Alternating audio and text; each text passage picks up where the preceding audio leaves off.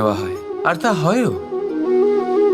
সপ্তপদী সহ 7 জন্ম পর্যন্ত দুজন একে অপরের সাথে জুড়ে যায়, একে অপরের অর্ধাঙ্গ হয়ে যায়। অর্ধাঙ্গ অর্থাৎ অর্ধ অঙ্গ। আপনি কি এর মাহাত্ম্য বুঝতে পারছেন? নিজের সারা জীবন কারোর সাথে ভাগ করে নেওয়া।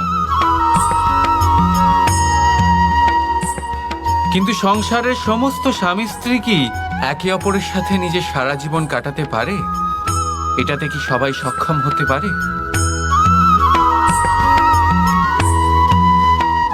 নিজের গোটা জীবন অন্য কারোর সাথে ভাগ করে নিতে গেলে সব থেকে জরুরি কথা হলো স্বীকৃতি, স্বীকার করা।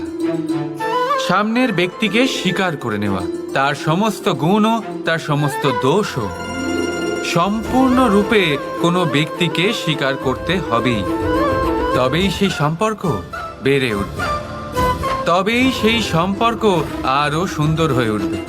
একে অপরের দোষ বের করা, ওদের ছোট করা, এটা শুধুমাত্র একটাই কাজ করে, কোনো সম্পর্কের জীবনকে নাশ করে শুধুমাত্র।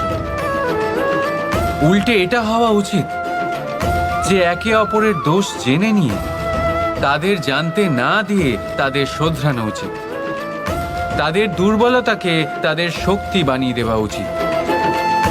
এটাই তো প্রকৃতপক্ষে দাম্পত্য। এটাই হলো খারাপের দমন, আর এটাই হলো গুণের উদয়।